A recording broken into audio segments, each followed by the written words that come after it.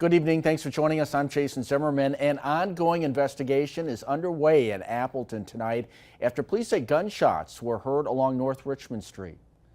Around 10:30 last night, officers were called to the 2500 block of North Richmond Street. When they arrived, they saw a vehicle in a nearby building that appeared to have been hit.